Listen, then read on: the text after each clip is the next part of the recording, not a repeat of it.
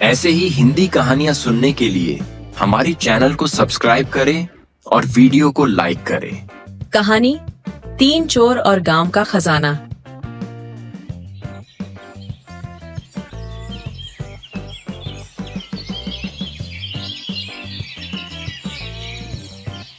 बहुत समय पहले की बात है। एक शांत और साधारण से गांव शांतिवन में अक्सर रातों को चोरियां होने लगीं। गांव वालों के घरों से सोने चांदी के गहने, बर्तन और कपड़े भी गायब होने लगे थे।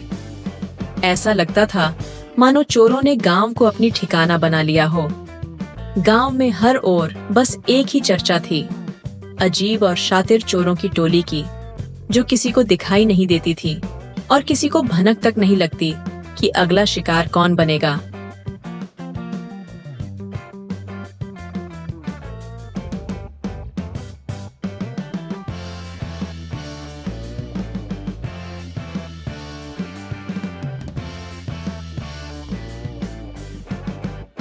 एक दिन गांव के मुखिया चौधरी रामलाल ने गांव वालों को इकट्ठा किया और कहा, हमारे गांव में 3 शातिर चोरों का गिरोह है। अगर हमने इन्हें नहीं पकड़ा तो ये हमारे गांव को खोखला कर देंगे। गांव वाले इस परेशानी का हल खोज रहे थे, लेकिन उन चोरों का पता लगाना आसान नहीं था।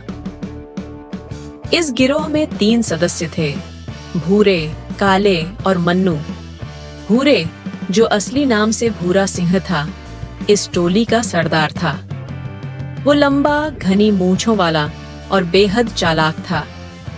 काले, जिसका असली नाम कालिया था, भूरे का सबसे पुराना साथी था। वो छोटा और फुर्तीला था, निगरानी रखने में माहिर था।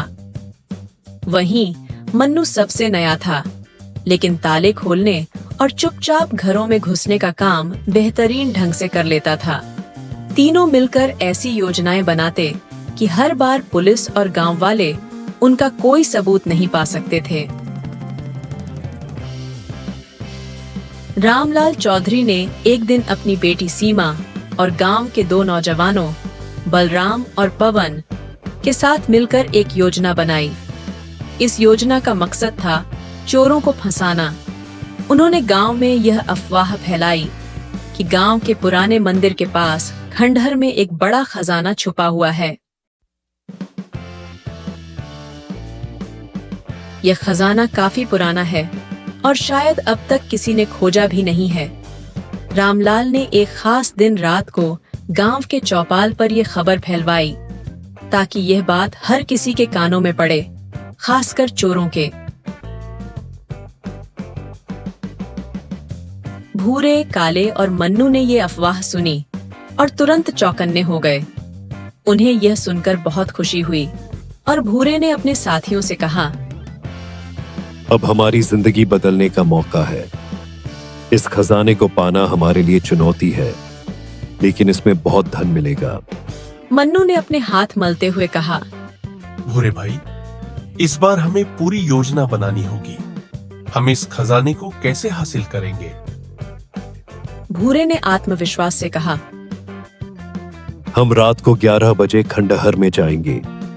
मैं और कालिया अंदर जाकर खजाना ढूंढेंगे और मन्नू, तुम बाहर निगरानी रखना।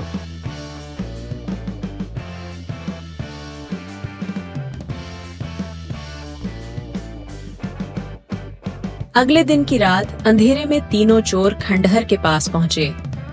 वहां का माहौल कुछ अजीब था।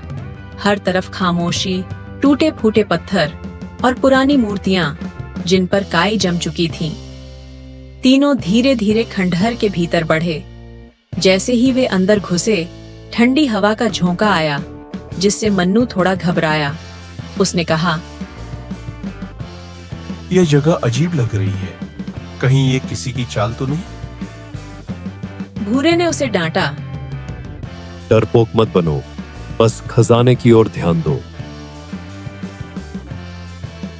खंडहर के अंदर एक पुरानी मूर्ति के पीछे उन्हें एक संदूक दिखाई दिया, जो धूल और मकड़ी के जालों से ढका हुआ था। भूरे ने संदूक को हाथ लगाया और कहा, यही है हमारा खजाना। मन्नू ने जल्दी से संदूक का ताला तोड़ा और अंदर देखा। वहां सोने के सिक्के और गहने दिखाई दिए। भूरे की आंखें चमक उठीं। जैसे ही तीनों ने संदूक उठाया और बाहर निकलने लगे, उन्हें महसूस हुआ कि मन्नू उनके साथ नहीं था। भूरे और कालिया ने चारों ओर देखा, लेकिन मन्नू का कोई अता पता नहीं था। इस दौरान खंडहर में एक अजीब सी आवाज गूंजने लगी। अचानक कहीं से सीमा की आवाज सुनाई दी। तुम लोग पकड़े गए हो? चौंक कर भूरे और काले ने देखा कि सामने चौधरी रामलाल, बलराम, पवन और गांव के कुछ और लोग खड़े थे। उनकी आंखों में गुस्सा और चालाकी की झलक थी।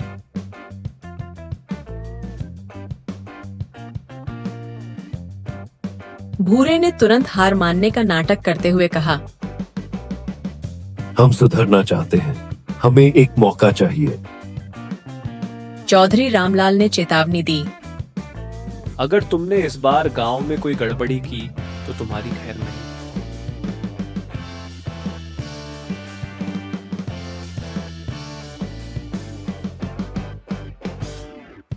गांव वालों ने उन्हें छोड़ने का फैसला किया, लेकिन तीनों चोरों ने अपने मन में एक और चालाकी सोची।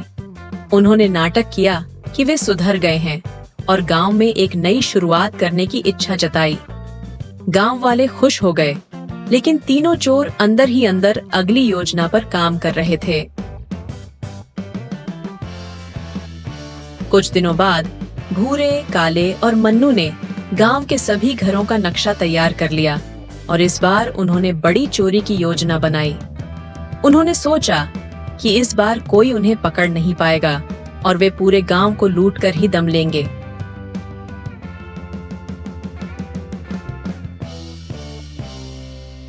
ऐसे ही हिंदी कहानियां सुनने के लिए हमारी चैनल को सब्सक्राइब करें और वीडियो को लाइक करें।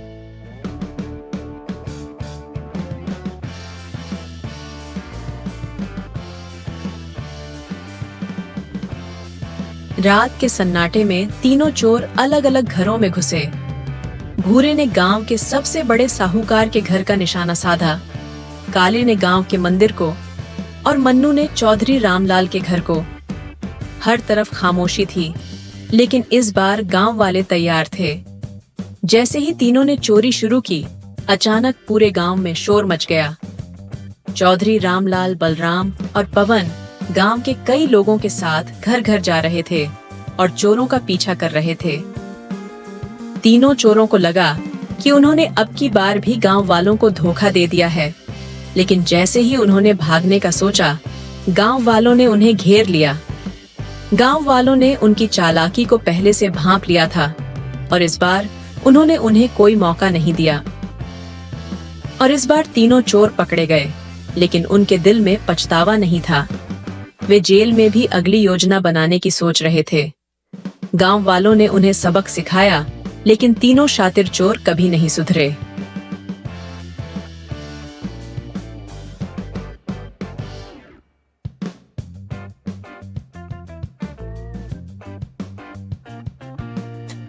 इस तरह गांव वालों की एकता और समझदारी ने उन्हें एक और बड़ी चोरी से बचा लिया, लेकिन चोरों का लालच हमेशा के लिए बना रहा। ऐसे ही हिंदी कहानियां सुनने के लिए हमारी चैनल को सब्सक्राइब करें और वीडियो को लाइक करें।